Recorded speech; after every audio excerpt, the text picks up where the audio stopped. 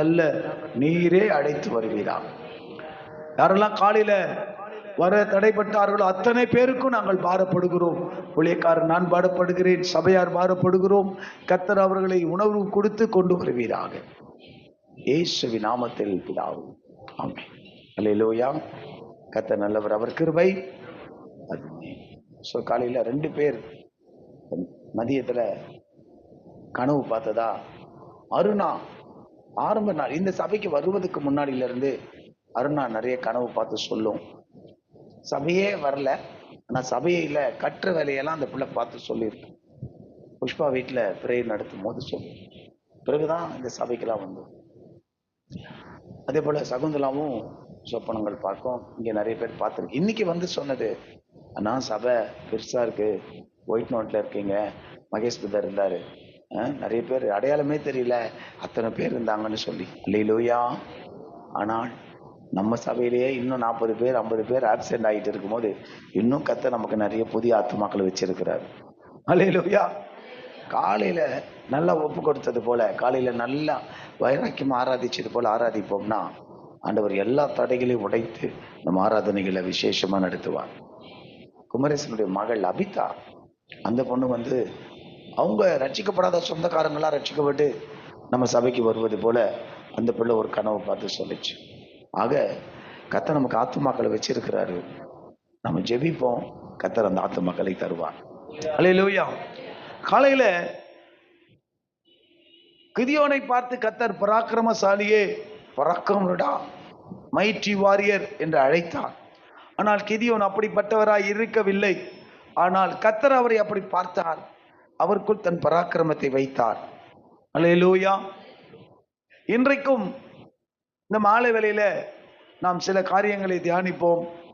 உண்மையாகவே இதன் அடிப்படையில் செய்தி எடுத்ததில்லை, ஆனால் விலங்குகளை பற்றி பார்த்தோம். போன வாரத்தில் நம் காளையை பார்த்தோம். எதை பார்த்தோம்? ஆனால் வெளியில இருந்து ஓப்பனர் இருந்தோம். அதுக்கு முந்தின வாரத்தில் நாம் காளையை பற்றி பார்த்தோம். இன்றைக்கு நாம் பார்ப்பது ஆதியாகமம் 8ஆம் அதிகாரம் 7ஆம் வசனம்.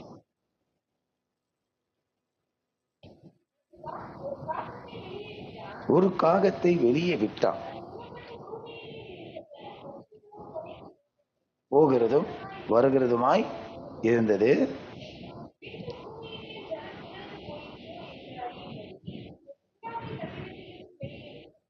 முதலாக வேதத்துல காகத்தை பற்றி வருகிறது. இன்றைக்கு நாம் தியானிக்க போகிற ஒரு விலங்கு, அதாவது பறவை, உயிரினம், பேர்ட்ஸ் என்ன என்று பார்த்தால் காகம். என்னது பாஸ்டர், போயும் காக்காவை பத்தியா பார்க்க போறோம்? நான்லாம் சின்ன வயசுல எங்க வீட்டுக்கு மேல இருக்கிற மரத்துல காக்கா சத்தத்திலேயே தூங்கி, காக்கா சத்தத்திலேயே எழுந்து, காலையில கான்னு கத்தம் பாருங்க. ஆஹா, என்ன ஒரு அருமையான ஒரு சத்தம். நாங்களாம் அப்படி, எங்க வீட்டு மேலேயே மரம் இருக்குல்ல, எங்க வீட்டு பின்னாடியே, அந்த சத்தம் ரொம்ப அனுபவம். ராத்திரி நேரங்கள்லயும் சத்தம் போடும். காகம் ஒரு அருவருப்பான ஒரு உயிரினம். லேவியராகமம் ஆண்டவர் சொல்லுகிற 11ஆம் அதிகாரம் 13 - 19 வரை பாருங்கள். அங்கே அசுத்தமான உயிரினங்கள் பட்டியல்ல கர்த்தர் எதை வைத்திருப்பார்? சகலவித காகங்களும். எத்தனாவது வசனம்? 15 பாருங்க. கழுகும் கருடனும் சகலவித காகங்களும். அருவருக்கிற சாப்பிடக்கூடாத பறவைகள்ல நம்ம காடையை சாப்பிட்றோம், கோழியை சாப்பிட்றோம். இதெல்லாம் பறவை இனம் தான் இல்லைங்களா? காடை, கோழி, சில பேர் புறாவையும் திம்பாங்க. ஓகேவா? அப்போ காகம் அருவருக்கப்படத்தக்க ஒரு உயிரினம். வேதத்துல 11 இடங்கள்ல காகத்தை பற்றின குறிப்புகள் வருகிறது. இப்படிப்பட்ட காகத்துக்கு இயல்பான ஒரு குணம், அது ஒரு இடத்தில் தங்குவதில்லை, அது யாருக்கும் கட்டுப்படுவதில்லை, அதை யாரும் வளர்க்க முடியாது. புறாவையெல்லாம் என்ன பண்ணுவாங்க? பழக்கி புறா ரேஸ் விடுவாங்க இல்லையா? புறாவை என்ன செய்வாங்க? பேரிட்டு கூப்பிட்டா கூட என்ன செய்யும்? வரும். வெண்ணட் பாஸ்டர் வீட்டில் கிளியை வளர்ப்பாரு, கிளியெல்லாம் பேரை வச்சு கூப்பிடுவாரு. வீட்டில் பூனை கிளியெல்லாம் வச்சிருப்பாரு அவர். அது அவர் கிட்ட உட்காரும், பேசினார்னா பதில் சொல்லும், கத்தம். பெரிய கிளை, பெரிய பேரட், பெர்னட் பாஸ்டர் வீட்டில் பேசும், என்னடா பசிக்குதான், கீயணும், அங்கிள் வந்திருக்கிறாரு பாரு அப்படிங்கிற நம்ம சொல்லுவாரு. என்ன ஒரு ஒரு உயிரினமா இந்த காகம் யாருக்கும் அடங்காது, அது பழக்கப்படுத்த முடியாத ஒரு உயிரினமான ஒன்று. அல்லேலூயா, அல்லேலூயா. அதுக்கு ஏதாவது ஒரு பொருள் கிடைச்சதுன்னா அது இனத்தை கூப்பிடும். காகம் காக்கா என்று கத்தினால் அதனுடைய இனம் என்ன செய்யும்? ஆனால் மற்றவர்களுக்கு என்ன செய்யாது? கொடுக்காது. மற்ற உயிரினங்களுக்கு கொடுக்காது. ஒருவேளை அந்த காக்கை குஞ்சுகளுக்கு ஏதாகிலும் ஆபத்து, பாம்பு, கழுகு, மற்ற உயிரினங்களால் ஆபத்து வருமானால் தன் சக்திக்கு மீறின எதிரிகளோடு கூட காகங்கள் என்ன செய்யும்? போராடும், சண்டை போடும். அவைகள் என்ன செய்யும்? கொத்தும். ஒரு யாரு கூட ஒரு இது கூட பார்த்துருக்கீங்க, ஒரு சிங்கத்தை ஒரு குரங்கு ஒன்று சீண்டம் பார்த்துருக்கீங்களா? பார்த்தது இல்லையா? ஓடி ஓடி என்ன பண்ணோம்? அடிச்சு மேல ஓடுறோம். புரியுதுங்களா? தன்னை விட பெரிய பலசாலியான கழுகா இருந்தாலும் பாம்பா இருந்தாலும் தன் பிள்ளைகளுக்காக அவைகளோடு என்ன செய்யும்? எதிர்த்து நிற்கும். ஆக இப்படிப்பட்ட இந்த காகத்தை வேதத்தில் 2 முக்கியமான இடங்கள்ல, ஒன்று இந்த அரராத் மலையில இந்த காகம் போகிறதும் வருகிறதுமான காகமாய் இருந்தது. அதனால் அங்கே ஒரு காரியமும் நடக்கவில்லை. காகத்தினுடைய உணவு பூச்சி, புழு, செத்து போன சரீரங்கள், பிணங்களை அது என்ன செய்யும்? கொத்தி தின்னும். நீதிமொழிகள்ல வாசிப்போம். நீதிமொழிகள் 30:27 படிங்க.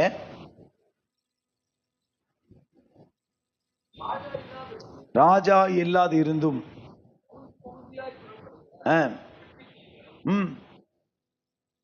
வெட்டுக்கிளியிலப்பா காக்கா.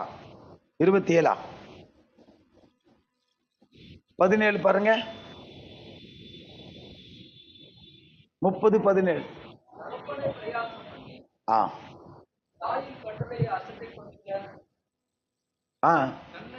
கண்ணை நதியின் காகங்கள் என்ன செய்யுமா? பிடுங்கும், கழுகின் குஞ்சுகள் தின்னும். அப்போ மனுஷனுடைய கண்ணு என்ன பண்ணுமா? காக்கா பிடுங்குமா. மனுஷனுடைய கண்கள் என்ன செஞ்சிருமா? பிடுங்குமா. இந்த காகத்துக்கு ஒரு உயிரற்ற உடலையும் இப்படி மனிதர்களை கொடுமை பண்ற, டார்ச்சர் பண்ற என் தலையில கூட்டிட்டு போயிருக்குது. பைக்கில் போகும்போது என்ன பண்ணிருக்க, எங்க 2 பேருக்கு நடுவுல போய் டபான பண்ணிடுச்சு. ஆச்சரியம். சாந்தி சிஸ்டரை பலமுறை வேலை ஸ்தலத்துல காக்கா என்ன பண்ணிருது, ஐயா என்னதான் காக்கா என்னையே வந்து குறி வச்சு தாக்குது. ஒரு பயம். காகம் ஒரு பயமான ஒரு உருவமா, அதனுடைய அழகுகள் எப்படி இருக்கும்? ரொம்பவும் ஸ்ட்ராங்கா இருக்கும். சரி, ஆனால் இப்படிப்பட்ட காகத்தை கர்த்தர் தன்னுடைய திட்டத்திற்கு எப்படி பயன்படுத்தினார் என்பதை பார்க்க போகிறோம். அதற்கு முன்பாக அதிலேயே பார்க்கலாம். அது பார்க்கும்போதே நம்ம பார்க்கலாம். 1 ராஜாக்கள் 17ஆம் அதிகாரத்துல வசனத்தை எடுத்து வாசியுங்கள். 3.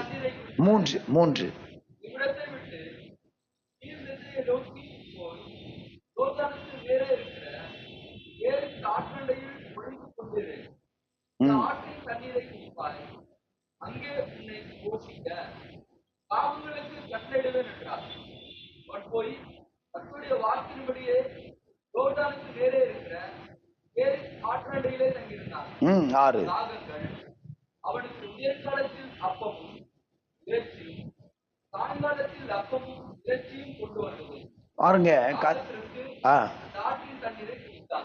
ஆனா கர்த்தர் சொல்லுவாரு, நான் உனக்கு ஆகாரம் கொடுக்கும்படி காகங்களுக்கு கட்டளையிட்டேன்னு இருக்கும். அது எங்க இருக்கு பாருப்பா? நாள்ல இருக்கா? அதானே பார்த்தேன். நாள்ல படிங்க. அந்த ஆற்றின் தண்ணீரை குடிப்பாய். படிச்சீங்களா தம்பி? கணேஷ் படிச்சாரா? சரி. அங்கே உன்னை போஷிக்க நான் என்ன செய்தேன்? காகங்களுக்கு, என்னடா இது, இந்த மகனுக்கு வந்த சோதனை. ஒரு பெரிய தீர்க்கதரிசி, ராஜாவை அலற விடுறவரு, அசுத்தமான ஒரு உயிரினம். அதனுடைய அழகுகள்ல பிணங்களை, செத்து போன பிணங்கள் என்ன செய்யும்? சாப்பிட்டுருக்கோம். புழு பூச்சிகளை நான் பார்த்திருக்கேன். என்ன செய்யும்? காவாவில் என்ன செய்யும்? நேரம் வந்து காவாவில் கிளறி என்ன செய்யும்? எரியாவது ஒண்ணு புழுவை எடுத்துக்கிட்டு போவோம். ஆனால் அப்படிப்பட்ட அந்த காகத்தின் அழகுல இவருக்கு என்ன கொண்டு வருதுங்களா? இறைச்சியும் அப்பமும் இறைச்சியும் என்ன செய்தான்? கொண்டு வருதான். அந்த கேரித்தின் ஆறு தண்ணீர் வற்றுகிற வரை அவருக்கு அது உணவு கொண்டு வந்தது. எப்போ தெரியுமா? பஞ்சத்தின் நாட்கள்ல. எந்த நாட்கள்ல? எத்தனை வருஷம் பஞ்சம் சொல்லுங்க? 3.5 வருஷ பஞ்சத்துல உணவு எங்குமே கிடைக்காது. பொதுவா ஆண்டவர் சொன்னாரு, லூக்காவில் படிங்க, லூக்காவில் பாருங்க, லூக்கா 12:24 எடுங்க.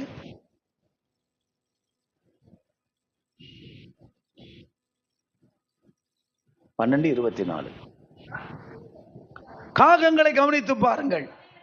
அவைகள் விதைக்கிறதும் இல்லை, அறுக்கிறதும் இல்லை. அவைகளுக்கு பண்ட சாலையும் இல்லை, களஞ்சமும் இல்லை. இல்லாவிட்டால் அவைகளையும் தேவன் இல்லாவிட்டாலும் அவைகளையும் தேவன் என்ன செய்கிறார்? பிழைப்பூட்டுகிறார். பறவைகளை பார்க்கிலும், அதாவது காகத்தை பார்க்கிலும் நீங்கள் எவ்வளவோ விசேஷமா இருக்கிறீர்கள். பக்கத்தை பார்த்து சொல்லுங்க, காக்காவை விட நீங்க நான் யாரு? அல்லேலூயா. தெலுங்குலமா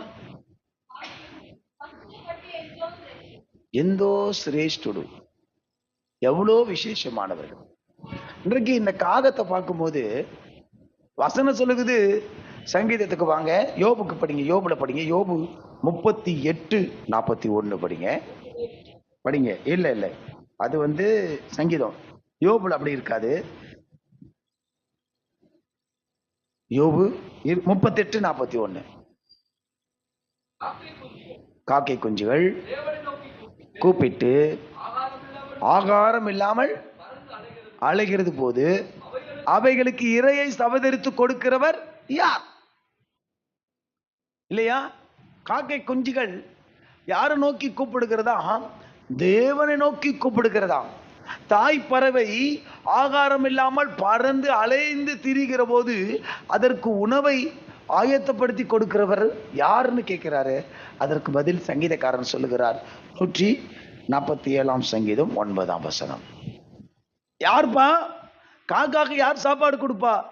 காக்காவுக்கு யார் உணவு கொடுப்பா? காக்காவை யார் போஷிப்பா அப்படின்னு கேட்கும்போது இதற்கு சங்கீதக்காரன் பதில் கொடுக்கிறார். கூப்பிடுகிற காக்கை குஞ்சுக்கும் ஆகாரம் கொடுக்கிறவர் யாரு? கூப்பிடுகிற காக்கை குஞ்சுக்கிற யார் தான் ஆகாரம் கொடுக்கிறாங்க? கர்த்தர் தான் ஆகாரம் கொடுக்கிறாராம். அல்லேலூயா. சரி, இப்ப இந்த பஞ்ச காலத்துல இந்த காக்காங்களுக்கு என்ன இல்லை? ஆகாரம் இல்லை. மற்ற உயிரினங்கள், பறவைகள்லாம் வீட்டில் வளர்ப்பாங்க, அல்லது அவைகள் அந்த அதனுடைய உணவுகள் வேற. ஆனா காக்காவுடைய உணவு பேட்டனே வேற. ஆண்டவர் என்ன சொல்றார்? இத்தனை பலவிதமான பறவைகள், உயிரினங்கள் இருக்கிற போது போயும் போயும் அருவருப்பான ஒரு உயிரினமா, புறக்கணிக்கப்பட்ட ஒரு உயிரினமா, மற்றவர்கள் விரும்பத்தகாத ஒரு உயிரினமா இருக்கிற காகத்தை கர்த்தர் தெரிந்து கொள்ளுகிறார். அதற்கு கட்டளை இடுகிறார், தன்னுடைய தீர்க்கதரிசியை போஷிப்பதற்காக. அல்லேலூயா. இதுவே ஊர்ல இருக்கிறத புடுங்கி தின்னோம். பறந்து போயிட்டே இருந்து மொட்டை மாடில் காஞ்சிட்டு இருக்கிறது பண்ணிட்டோம், தூக்கிட்டு போயிடும். எங்கேயோ செத்து போன உடம்பு வந்து என்ன செய்யும்? வந்து சதையை பிச்சுக்கிட்டு போகும். அது காலிலையோ வாயிலையோ. கர்த்தர் இப்ப என்ன சொல்றாரு? அப்பத்தையும் இறைச்சியும் கொடுப்பேன். ஆனா வசனம் சொல்லுகிறது, காக்கை குஞ்சுகள் கூப்பிடுமா, இந்த காகங்கள் அலைந்து தெரியுமா. பஞ்சமான சூழ்நிலையில இது தன் பிள்ளைகளை போஷிக்க வேண்டிய, தன் குடும்பத்தை போஷிக்க வேண்டிய ஒரு பொறுப்புள்ள நிலைமையில இருக்கிற இந்த காகம், அதை சரியா செய்கிற காகம், அதை விட்டு தீர்க்கதரிசியை போஷிப்பதற்கு கர்த்தர் தெரிந்து கொள்ளுகிறார். What is the miracle? எவ்வளவு பெரிய மிராக்கிள்! அருவருப்பான மிருகம். அது வாயில அசிங்கங்களை இல்ல அருவருப்பானதை தின்னும். கர்த்தர் அதை தெரிஞ்சு எடுத்துக்கிறாரு. ஏன் ஒரு கழுகை போல உயர எழும்பி அப்படிலாம் சொல்றோமே, ஒரு கழுகை தேர்ந்தெடுத்திருக்கலாம். ஏன் ஒரு சிங்கத்தை தேர்ந்தெடுத்திருக்கலாம். ஏன் ஒரு ஆட்டுக்குட்டி என்ன செஞ்சிருக்கலாம். தினமும் ஒரு ஆடு அங்கே வந்தது, அதை அவர் அடித்து புசித்தாருன்னு சொன்னா கூட அது நல்லா இருந்திருக்கும்ல. ஆனா ஆண்டவருடைய நடத்துதலை பாருங்க, ஆண்டவருடைய விசேஷித்த பராமரிப்பை பாருங்க. எங்கேயோ, அதாவது கூடுமான வரைக்கும் பிறர் பொருளை அபகரிச்சு சாப்பிடுறது தான் காகத்துடைய ஸ்டைல். அது விதைக்கிறதும் இல்லை, அறுக்கிறதும் இல்லை, களஞ்சியத்துல சேர்க்கிறதும் இல்லை, அதை யாரும் அலர்ப்பதும் இல்லை, அதை யாரும் பழக்குவிப்பதும் இல்லை. ஆனால் வேதம் தெளிவாக சொல்லுகிறது, கர்த்தர் காகங்களுக்கு கட்டளையிட்டார். நோவா காகத்தை விட்டாராம், அது போய்கிட்டும் வந்துகிட்டுமா இருந்துச்சு. என்ன செஞ்சது, தண்ணியில மிதந்து செத்து போனவன் வெளியில உடம்பு தெரிகிற வரைக்கும் போய்கிட்டு வந்துட்டு இருந்தது. தண்ணி வத்தி பாடி தெரிய ஆரம்பிச்சோன்னு காக்கா ஸ்டாப் ஆயிடுச்சு. இல்லையா, பறவை புறா போச்சு, புறா இலைய பார்த்து இலைய கொய்து, அதுக்கப்புறம் புறாவும் என்ன செய்யல, திரும்பல அப்படின்னு வேதம் சொல்லுது. அப்போ எங்கேயாவது இறக்கடிச்சிட்டா அதோட போயிடுற ஒரு உயிரினம், அல்லது தன் பிள்ளைகளுக்கு அது கான்னு கத்துமே. நாங்களாம் காக்கா குட்டியை பார்த்துருக்குறோம், எங்க வீட்டு மேல இருந்து தவறி கீழே விழுந்துரும். நீங்க பார்த்துருக்கீங்களா குட்டி காக்காவை? நீங்க ஊர்ல இருக்கலாம், அந்த கூடுல இருந்து தவறி கீழே விழுந்துரும் பிரதர். குட்டியா இருக்கும் பிரதர், அப்படியே சாப்பிட்டா தொட போனா வந்து கொட்டும், மேல இருந்து வந்து என்ன செய்யும், அடியும், அது வந்து தூக்கிட்டு போயிடும். நாங்க ஒரு காக்காவால எவ்வளவு பீஸ் தூக்க முடியும், எங்க இருந்தோ எடுத்துட்டு வருது. சில பேர் என்ன சொல்றாங்க, அது அரண்மனையில இருந்து எடுத்துட்டு வந்ததாக சில பேர். ஏன்னா ஊரெல்லாம் பஞ்சமா இருக்கு, ஏழைகள் வீட்டுல அப்படி இருந்திருக்க வாய்ப்பு இல்லை. அரண்மனையில தயாரிக்கிற உணவுகளை தான் என்ன பண்ணிருக்கோம், இது கிச்சன்ல போய் திருடிட்டு எடுத்துட்டு வந்திருக்கும் சொல்றாங்க. ஆதாரம் இல்லை. ஆனால் இறைச்சி, தெலுங்குல படிங்க, அத 17:6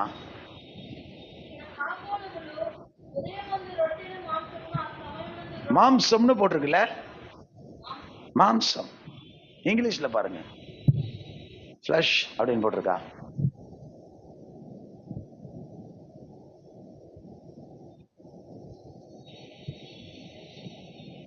என்னாச்சு, ஃபிளஷ் மீட்னு போட்டிருக்கா. மீட்னா ஃபிளஷ் கிடையாது, மீட்னா சமைச்ச உணவு தான் மீட். கறி, சதை. என்னது, கறி சதையை பாருங்க. ஊழியக்காரனுக்கு எடுத்துட்டு வரத கூட பாருங்களேன். எனக்கு நான் எங்க ஃப்ரெண்ட்லாம் சாப்பிட போனா எனக்கு அவங்க ஆர்டர் பண்றது என்னன்னா போன்லெஸ் சிக்கன் தான் ஆர்டர் பண்ணுவாங்க. எனக்கு போன் இருப்பது பிடிக்காது. எங்க வீட்டிலேயே கூட பாருங்க, பாஸ்டர்மா போன் இருப்பதெல்லாம் அவர்கள் எடுத்துக்கொள்வார்கள், போன் இல்லாததை தான் எனக்கு தருவார்கள். என்னால் எனக்கு என்னதான் பிடிக்கும், போன் இல்லாதான் நோகாம சாப்பிட்டுடலாம். இந்த எலும்புகளும்லாம் மாட்டிக்கல, நமக்கு அது செட் ஆகாது. நான் எங்க ஃப்ரெண்டு சாப்பிட்டேன்னா எனக்கு ஒன்று போன் இல்லாம சொல்லுவான், அவனுக்கு போன் உள்ளதை சொல்லிக்குவான். ஏய் நமக்கு இது பிடிக்காது, எனக்கு போன் உள்ளதுதான் வேணும்வான். சரி, அப்போ இந்த காகம் இந்த அப்பத்தையும் இந்த இறைச்சி எடுத்துக்கும் போதுக்கு அதுக்கு எவ்வளவு டெம்டேஷனா இருந்திருக்கும்ல, சொல்லுங்களேம்மா. பஞ்சம், சாப்பாடு இல்ல, ஆனா இப்ப கையில என்ன கிடைச்சிருக்க, அதுக்கு தேவை இருக்கு, உனக்கு தேவை இருக்கு, நீ சாப்பிடலாம். ஆனா அந்த காகம் செய்ய மாட்டேது பாத்தியா, அதுக்கு இருக்கிற அறிவு கூட நமக்கு இல்லை. நிஜமா பேசு, இப்படிலாம் பேசினா தான் நம்ம ஆளுங்களுக்கு புத்தி வரும். முதல்ல தம்முடைய தேவைகள், என்னுடைய கமிட்மெண்ட், என்னுடைய கடன், என்னுடைய வாழ்க்கை. அப்போ எப்படி தேவ ஊழியக்காரர்களை யார் போஷிப்பா, சபையை யார் போஷிப்பா? ஆனா சபை எல்லாமே செய்யணும், அவங்களுக்கு நான் எல்லாமே செய்யணும். ஊழியர் நீ என்ன பண்ணீங்க பாஸ்டர் அப்படின்னு, நீ என்னடா பண்ணேன்னா வாயில ஒண்ணுமே, நான் என்ன பண்ணேன், ஒண்ணுமே பண்ணல. அப்புறம் இல்ல இப்படிதான் இப்பதான் சொல்ற, இவ்வளவு நாள் சொன்னது இல்லம்மா. அது இவெல்லாம் இருக்கிறானே 20 வருஷம் மெசேஜ் கேட்கறான், ஒரு நாளா சொல்லி இருப்பானா கேளுங்க. இவனுக்கு வீட்டுல எல்லாம் நான் சாப்பிட்டதே கிடையாது, இப்பதான் கல்யாணம் ஆகி சாப்பிட வீட்டுல போய் கொடுக்குறானு. வாலிப வயசுல எல்லாம் ஒரு நாள் இவங்க வீட்டுல போய் என்ன செஞ்சதே இல்ல, சாப்பிட்டதே கிடையாது. வசனம் சொல்லுகிறது அந்த காகங்களுக்கு காலையிலையும் கிடைக்குது, மாலையிலையும் கிடைக்குது.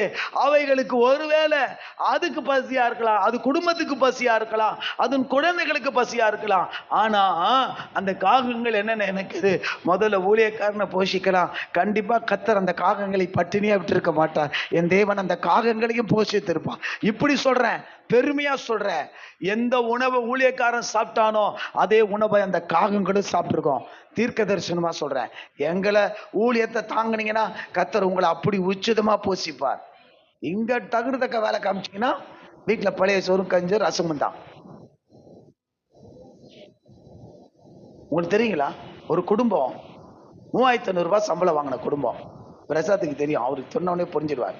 3500 ரூபாய் கிட்டத்தட்ட ஒரு 15 வருஷத்துக்கு முன்னாடி கல்யாணமான புதுசு. 15 கூட இல்லை, 13 பாரதி நகர்ல இருக்கிறோம். எங்களை சாப்பிட கூப்பிட்டாங்க. அப்போ அவருக்கு சம்பளம் வெறும் 3500 ரூபாய் தான். ராமகிருஷ்ணால வேலை செய்யும்போது எவ்வளோப்பா சம்பளம் அவருக்கு? இன்னார் அவருக்கு எவ்வளவு சம்பளம்?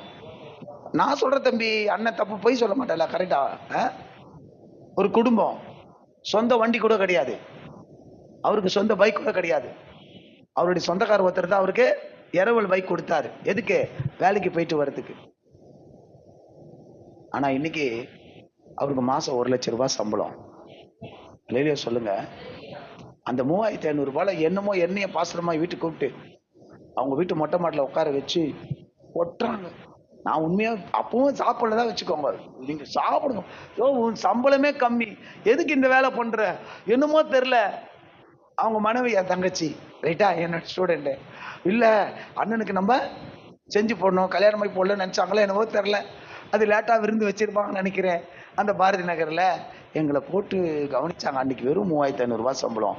இன்னைக்கு சொல்லுவாங்களே, ஏணி வச்சாலும் கணக்கு போட்டாலும் அதை விட 30 மடங்கு அதிகமா. அன்னைக்கு அவங்களுக்கு ஒரு சின்ன லேண்டு கூட சொந்தமா கிடையாது. இன்னைக்கு அவங்களுக்கு 2-3 இடம் சொந்தமா இருக்கு. பல லட்சம் ரூபாய் மதிப்புள்ள லேண்டு சொந்தமா. கை தட்டுங்க.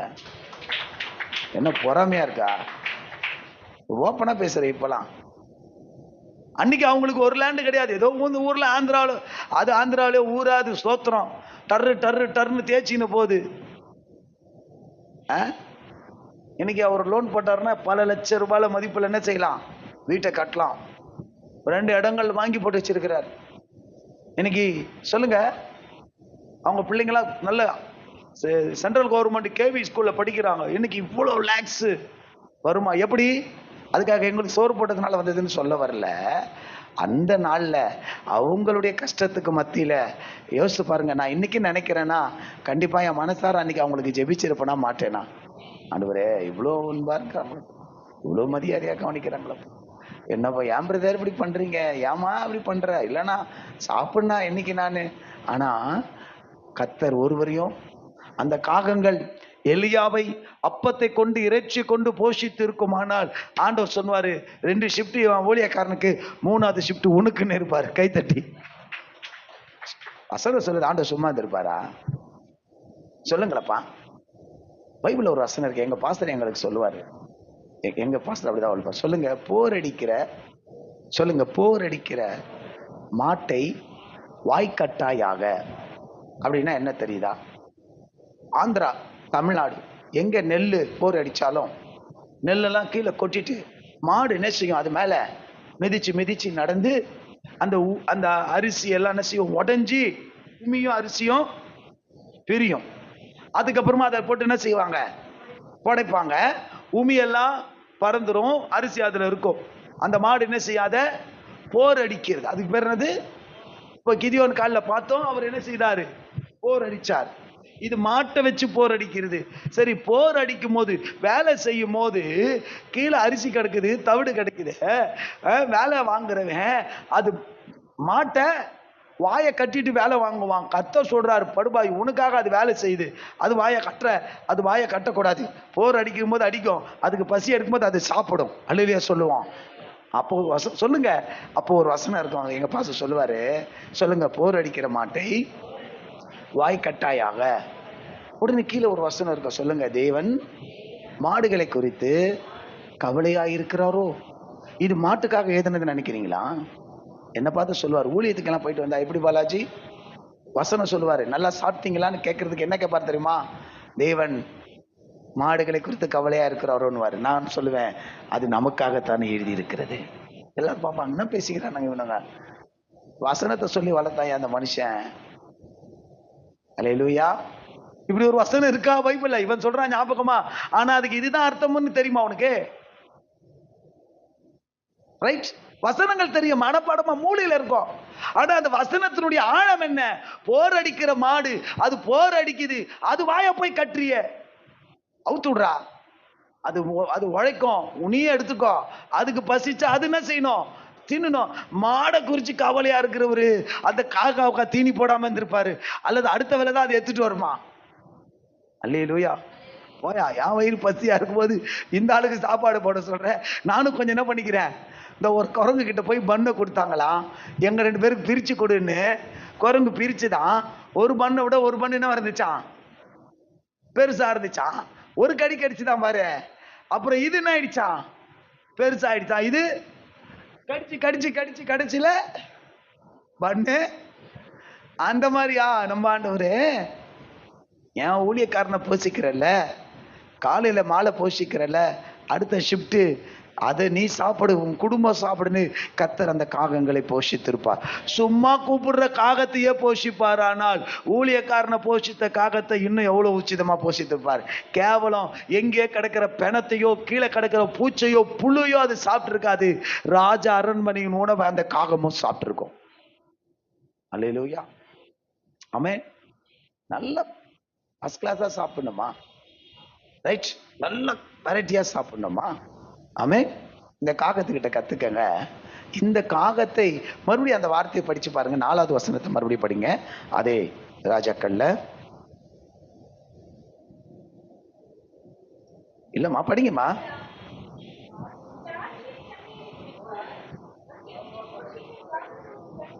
பாருங்க, நம்ம நினைக்கிறோம் கழுதை, பேசாத கழுதை பேசியது, கர்த்தர் கழுதையின் வாயை திறந்தார் அப்படிலாம் பேசுறோம். யோனா சம்பவத்துல படிக்கும் பொழுது கர்த்தர் ஒரு மீனை ஆயத்தப்படுத்தி இருந்தார். யோனாவை தூக்கி போடும் பொழுது கரெக்டா அந்த மீன் வந்து என்ன செய்யுது, யோனாவை விழுங்குகிறது, ஆனால் விழுங்கவில்லை.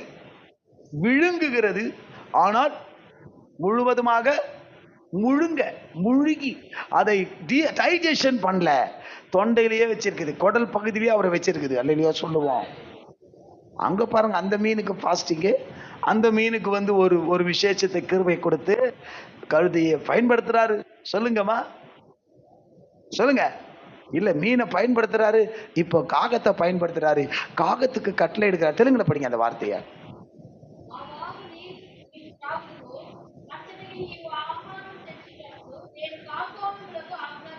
ஆக்னபின்ச் கமாண்ட், இங்கிலீஷ்ல என்ன போட்டிருக்கோம்?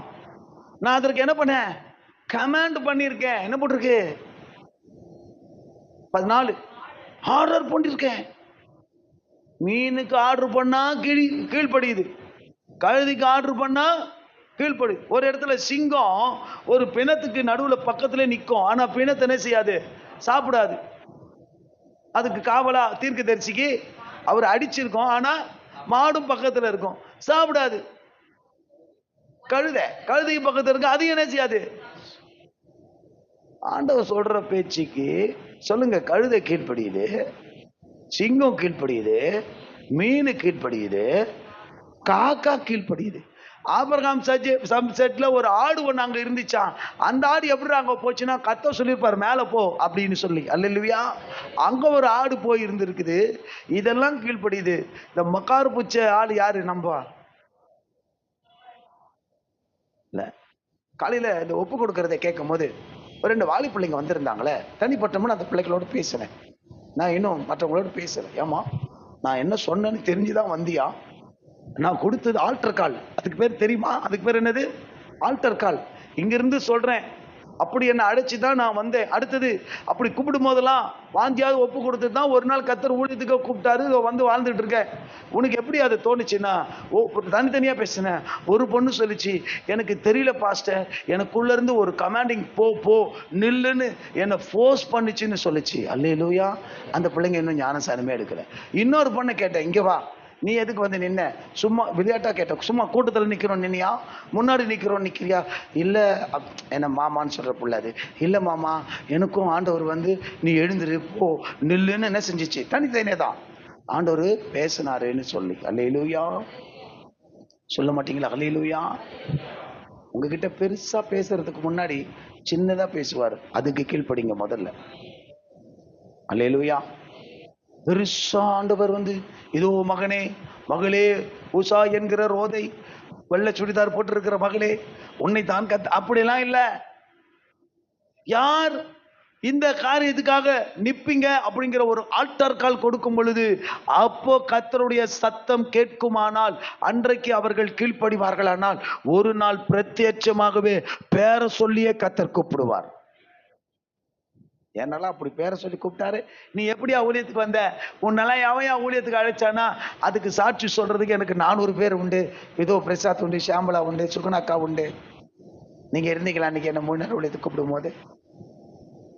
அல்லேலூயா. காக்கா கீழ்ப்படிஞ்சதுங்க. கர்த்தர் கட்டளையிட்டாராம், ஆர்டர் போட்டாராம். தெலுங்கு என்ன போட்டிருக்குமா? ஆக்கினே ஆக்கினே பிச். ரைட். அப்படிப்பட்ட ஒரு காகத்தை கர்த்தர் தனக்காக பயன்படுத்தி, அதனுடைய குணத்துக்கு மாறாக கர்த்தர் பயன்படுத்தி இருக்கிறார். அல்லேலூயா. இன்னைக்கு உங்க குணம் மாறினாதான் கர்த்தர் உங்களை பயன்படுத்துவாரா? நான் உங்களை என்ன சொல்றது, காலையில சொன்னது போல மறுபடியும் என்கவுண்டர் பண்றேன். குணம் மாறாட்டி, ஆஹா எனக்கு எடுத்துதான் பழக்கம், கொடுத்தலாம் எனக்கு என்ன இல்லை, பழக்கமே இல்லை, எனக்கு என்ன செய்ய பழக்கம் இல்லை. எடுத்துன்னு போயிட்டு யாரோ ஒரு ஆளுக்கு முதலாக இந்த உணவு டெலிவரி பண்ற ஸ்விக்கி ஜொமாட்டோ, அதற்கெல்லாம் முன்னோடியாக இருந்தது இந்த காகமே. இந்த காகமே உணவு டெலிவரி பண்ண முதல் டெலிவரி பாய் யாரு? இந்த காக்கா தான். அல்லேலூயா. அது எடுத்த அட்ரஸும் அது கொண்டு போற அட்ரஸும் அழகா உணவை கொண்டு வந்து காலையிலையும் மாலையிலையும் கொடுத்தது பார்த்தீங்களா? ஒரு கேவலமான ஒரு ஜீவனை கர்த்தர் பயன்படுத்துவாரானால் நீங்களும் நானும் எவ்வளவு விசேஷமானவர்கள். வேதம் சொல்லுகிறது, காகத்தை பார்க்கல நீங்கள் யாரா?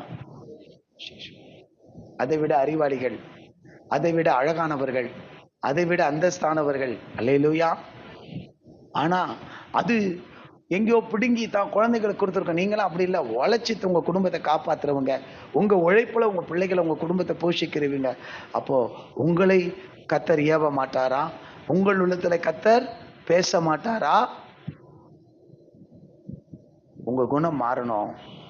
சில நேச்சர் குணம்னு சொல்லுவாங்களே, எனக்கு பிறப்பிலே அப்படிதான் பாஸ்டர், எங்க வீட்டுல அப்படி யாருக்குமே பழக்கம் இல்லை பாஸ்டர், எங்க குடும்பத்திலே அப்படி யாருக்குமே பழக்கம் இல்லை பாஸ்டர். சில பேர் விளையாட்டா கூட சொல்லுவாங்க, எனக்கு கூட அப்படி பழக்கம் இல்லை பாஸ்டர்னா, நீ காக்காவை விட கேவலம் இல்ல.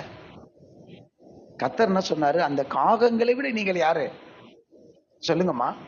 அப்போஸ்தலர் நாட்கள் என்ன நடந்தது? ரட்சிக்கப்பட்ட உடனே ஜனங்க தங்கள் சொத்துக்கள் எல்லாம் வித்து ஊழியக்காரங்க பாதத்துல வச்சாங்களாம். உங்களுக்கு தெரிஞ்ச எந்த விசுவாசியாவது அப்படி ஒருத்தரை காட்டுங்களேன். அப்பா தாய், அப்ப நீங்க பாருங்க, அந்த ஆதி அப்போஸ்தலர் காலத்தை விசுவாசியா இருந்திருக்கிறீங்க. ஆமே. நான் காகத்தை மட்டும் சொல்லி உங்களை முடிக்கிறேன். அந்த காகத்தை போஷிக்கிற கர்த்தர் காகத்தை கொண்டு ஊழியக்காரனை போஷித்து இருக்கிறாரே, உங்களை போஷிக்கிறாரே. உங்களை கொண்டு ஊழியங்கள் போஷிக்கப்படுகிறதா? உங்களை கொண்டு ஊழியங்கள் நடத்தப்படுகிறதா? நான் சொன்னேன், இந்த தண்டல் பண்ற பிசினஸ் கூட ஐ டோன்ட் லைக் தட். ஒரு 19,000 ரூபாய் செலவாச்சுன்னா அதை ஒரு ஆள் செய்ய முடியும். ஒரு உடம்பு சரியில்லை, ஒரு கஷ்ட நஷ்டம்னா நம்மளால 19,000 ரூபாய் செலவு பண்ண முடியாதா? நம்ம குழந்தைங்களுக்கு நம்ம குடும்பத்தில் எதுக்காவது ஒண்ணுன்னா செய்ய முடியுமா? முடியாதா? இப்போ அக்ஸாலுக்கு அம்மா போட்டுச்சுல 5,000 ரூபாய் செலவாச்சு. ஒன்று விட்டு ஒரு நாள் ஊசி போட்டேன், அவளுக்கு பழங்கள் வாங்கி கொடுத்தேன், அவளை பத்திரமா பார்த்துக்கிட்டோம், அவளுக்காக வீட்டில் ஏசி எல்லாம் சர்வீஸ் பண்ணேன். 5,000 ரூபாய் செலவாச்சு. அப்போ அர்ஜென்ட்டு வரும்போது என்னால் 5,000 ரூபாய் செலவு பண்ண முடிஞ்ச எனக்கு ஒரு 5,000 ரூபாய் ஆண்டவருக்காக தேவைன்னா செய்ய முடியுமா? முடியாதா? நான் என்ன கேட்டுக்கிறேன். ஆனா கர்த்தருக்குரிய காரியங்கள் வரும்போது ஜனங்களுக்கு இன்னும் அந்த உணர்வு வரல. இந்த காகத்தினுடைய குணம் மாறுச்சுல, அதனுடைய குணத்துக்கு மாறா கர்த்தர். அது உங்களுக்கு கஷ்டமா தான் இருக்கும், அந்த காகத்துக்கு கஷ்டமா தான் இருக்கும். ஒருவேளை அதுக்கு எச்ச கூட ஊத்தி இருக்கலாம். என்னடா இது, நம்மளே ஊர்ல இருக்கிற இறைச்சியெல்லாம் தூக்கிட்டு போய் திங்கிற ஆளு நம்ம கையில கொடுத்து கர்த்தர் நம்மளையும் நம்பி இருக்கிறாரு. அல்லேலூயா. யாரு? எங்க பாஸ்டர் அடிக்கடி சொல்லுவாரு, திருடன் கையில சாவி. சொல்லுங்க, எங்க பாஸ்டர் அடிக்கடி என்ன சொல்லுவார் சொல்லுங்க? திருடன் கையில சாவிங்கிற மாதிரி இதே தின்றது இது கையில கொடுத்து அதை டிராவல் பண்ணி அவர் பக்கத்துல ஒளிஞ்சிருப்பார். எங்கேயோ இருக்கிற கேரியத்துக்கு போய் ஒளிஞ்சிருக்கிறாரு. அவ்வளவு தூரத்துல கொடுத்துட்டு அதுக்கு வீட்டுக்கு போய் எப்போ போய் எடுத்துட்டு போய் அது வீட்டுல போய் சாப்பிடுமோ? யோசிச்சு பாருங்க. கரெக்டா நான் சொல்றது? எலியாவுக்கு கொடுத்துட்டு மறுபடியும் அதே அரண்மனைக்கு போய் அதை எடுத்துக்கிட்டு அது எங்க போயிருக்கணும்? லேட் ஆயிருக்கும். அவங்களுடைய உணவு ஷெட்யூலே மாறி இருக்கும். ஆனா பரவாயில்ல, ஊழியக்காரன் நல்லா இருந்தா அவன் கர்த்தருடைய ஊழியத்தை செய்வான். சபை நல்லா இருந்தா அந்த சபை இன்னும் அநேகருக்கு ஆசீர்வாதமா இருக்கும். இன்னைக்கு ஒரு 150க்குள்ள பிள்ளைங்க வந்திருந்தாங்க. எத்தனை பிள்ளைகள் இன்னைக்கு சந்திக்கப்பட்டாங்க, எத்தனை பிள்ளைகளுக்கு இன்னைக்கு சத்தியம் சொல்லப்பட்டது. அதற்கு இப்படி ஒரு சபை இல்லாட்டி இருந்தா முடியுமா? இந்த 20 வருஷத்துல எத்தனை ஆயிரம் பிள்ளைகளை சபை சந்தித்து இருக்கோம், எத்தனை ஆத்துமாக்களுக்கு சபை ஆசீர்வாதமா இருந்திருக்கோம். இப்படி ஒரு சபை இல்லைன்னா இதெல்லாம் நடக்குமா? இப்படி ஒரு சபை இருக்க இதை நடப்பதற்கு நீங்க சப்போர்ட் பண்ணலன்னா நடக்கதான் முடியுமா? சொல்லுங்கம்மா. நீங்க கொடுக்கலன்னா என்னால வாடகை கொடுக்க முடியுமா? நீங்க கொடுக்கலன்னா என்னாலதான் பண்ண முடியுமா? இதெல்லாம் யோசிச்சு பார்க்கணும். இதெல்லாம் நான் கொடுப்பதினால் ஒரு ஊழியன் போஷிக்கப்படுகிறான். தேவனுடைய திட்டம் நிறைவேற்றப்படுகிறது. எதற்காக கொடுக்குறீங்க? தேவ திட்டம் நிறைவேறுவதற்காக. நாங்கெல்லாம் சொல்றோம் பாருங்க, எங்க ஊழியக்காரங்களாம் சில பேர் தான் ஜெபிக்கிறாங்க. உங்க ஊழியக்காரர் எங்கேயோ போக கூடாதுப்பா, எங்கேயோ கை நீட்ட கூடாதுப்பா. நான் ஜெபம் பண்ண பேர் முடிச்சோன்னு சொல்ல, ஏமா 20 வருஷத்தை நான் அவங்ககிட்ட போய் கை நீட்டுறதில்லை, நீ என்னமா நீ இப்படியே ஜெபம் பண்ற? நான் என்னமோ போய் எங்கேயோ கை நீட்டுற மாதிரி. இது வரைக்கும் நான் எங்கேயும் போய் கை நீட்டினதும் கிடையாது, எங்கேயோ போய் நின்னதும் கிடையாது. ஆனா அந்த ஜனங்க ஜெபிக்குது, நம்ம ஊழியக்காரர் எங்கேயோ போய் என்ன செய்யக்கூடாது? கை நீட்டக்கூடாதுப்பா. அல்லேலூயா. ஒன்று சொல்லுகிறேன், அந்த சுபாவம் மாற்றப்பட்ட பிறகு அது தேவ திட்டத்தை நிறைவேற்றியது. உங்க சுபாவம் மாறினா கர்த்தர் உங்களை கொண்டு ஊழியங்களை சபைகளை போஷிப்பதற்கு தாங்குவதற்கு கர்த்தர் கிருபை தருவார். இல்லைன்னா இன்னும் சுயம், இன்னும் கட்டுப்பாடு இல்லை, இன்னும் சொந்தத்துக்காக ஓடிக்கிட்டு இருந்தா கர்த்தர் அப்படிப்பட்டவர்களை கொண்டு சபையும் தாங்க மாட்டார், ஊழியக்காரனை தாங்க மாட்டார். நான் சொல்லுவேன், இப்பயும் சொல்லுவேன், ஒரு வேளை சாப்பாடாவது உங்க வீட்டில் சாப்பிடணும்னா அதுக்கு உங்களுக்கு கொடுத்து வச்சிருக்கணும். கர்த்தர் அதற்கான பாக்கியத்தை உங்களுக்கு தரணும். அப்படி இல்லாத பட்சத்துல ஒன்றும் சொல்வதற்கு இல்லை. அல்லேலூயா. எனக்கு ஒரு ஊழியக்காரர் ஆலோசனை கொடுக்கும்போது கொஞ்சம் சபை வச்சு கல்யாணமாயி ஒரு டிஸ்டர்பன்ஸ் ஆயிடுச்சு, இடைவெளி ஆயிடுச்சு. அப்போ அந்த ஊழியக்காரர் சொன்னாரு, நீங்க உங்க ஊழியக்காரர் பாத்தீங்களா? இல்ல. அவர் வீட்டுல சாப்பாடு கொடுத்தீங்களா? இல்ல. கல்யாணமாயி கொடுக்கவே இல்லை. எங்க மனைவி நல்லா சமைப்பாங்க, அப்போ அவருக்கு பிடிச்சதெல்லாம் செஞ்சு அவரை கூப்பிடுங்கன்னாங்க. நானும் பாஸ்டமா போய் கூப்பிட்டோம். சோமா அப்போ வந்திருந்தானா? சோமா அங்க வந்திருந்தானா கூட நம்ம கூட? ஆமா இருந்தான். போய் கூப்பிட்டோம். பிறகு இங்க வந்தாரு. இங்க இருந்து சோமதா கூப்பிட்டு வந்தான். ஆப்போசிட்ல வந்து எங்க வீட்டுக்கு உப்பாளத்துல வந்தாரு. அவருக்கு என்னெல்லாம் பிடிக்குமோ அதெல்லாம் சமைச்சேன். திருப்தியா சாப்பிட்டாரு. ரொம்ப அந்த அம்மாவை புகழ்ந்தாரு. கொஞ்சம் எனக்கு தானே பலரி செஞ்சேன்னாரு. ஆமா பாஸ்டர்னே. அப்போ மீதி இருக்குதா? இருக்கு பாஸ்டர்னே. அப்போ என்னுடைய எதுக்கு நீ வைத்திருக்கிறாய்? என்னுடையது எனக்கு என்ன பண்ணிடு? வேற யாரும் கேட்பாங்களா? நான் புள்ள, அவர் எங்க அப்பா, எல்லாத்தையும் டிஃபன் பாக்ஸில் போட்டு விடினாரு. இவன் ஷாக் ஆயிட்டா.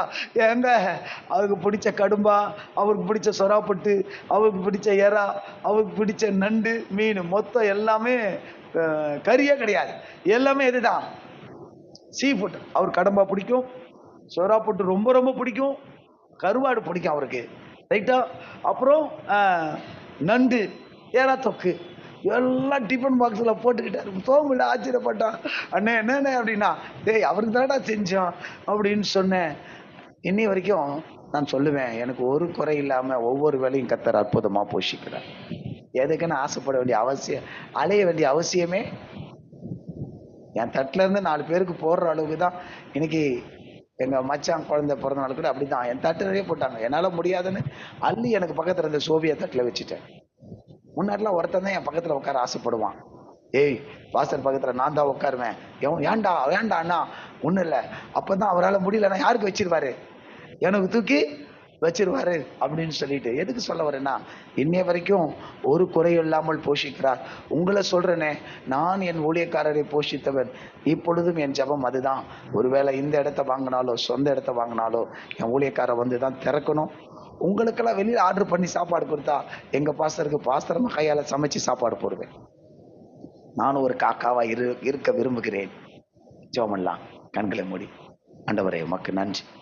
இந்த காகத்தின் சுபாவத்தையே மாற்றி 2 காக்கா, ஒரு காக்கா அந்த அரராத் மலையில ஒரு காக்கா அது போயிட்டு வந்துட்டு இருந்துச்சு.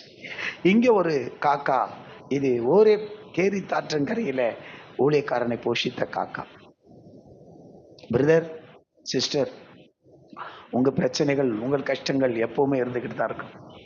ஆனா சபையின் தேவைகள்ல, ஊழியக்காரங்கள் தேவைகள்ல நீங்கள் உங்கள் இச்சையினாலே, உங்களுடைய தேவைகளினாலே நீங்கள் கை வைக்காதவர். இந்த மாசம் 13 பேர் தசம்பாகத்தை கொடுக்கல. எப்படி சபையின் தேவைகள் நிறைவா? எப்படி சிறுபுள்ள ஊழியக்காரங்க என்ன சொல்லுவாங்க? சபை கொடுக்கல, பாஸ்டர் கொடுக்கலன்னுவாங்க. நான் எப்படி கொடுக்க முடியும்? எனக்கே சம்பளம் இல்லை. தம்பி நோவா சொன்னா, பாஸ்டர் தண்ணி கேன் 4 வாங்கணும், 10 தண்ணி பாட்டில் வாங்கணும். யாராவது கொடுத்தாதானே, ஏதாவது காரியங்கள் சந்திக்கப்பட்டாதானே. கர்த்தர் அப்படிப்பட்ட ஒரு உணர்வை சபையில் அந்த காக்காவுக்கு இருந்த உண்மை சபையில் இருக்கிறவங்க அநேகருக்கு இருக்கும்படியாக நாங்கள் ஜெபிக்கிறோம். ஆண்டவரே, நாங்கள் அவைகளை பார்க்கல விசேஷமானவர்கள்.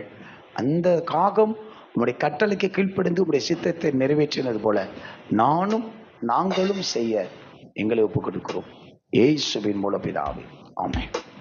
காணிக்கை பாட்டு நீங்க யாராச்சும் பாடுங்க.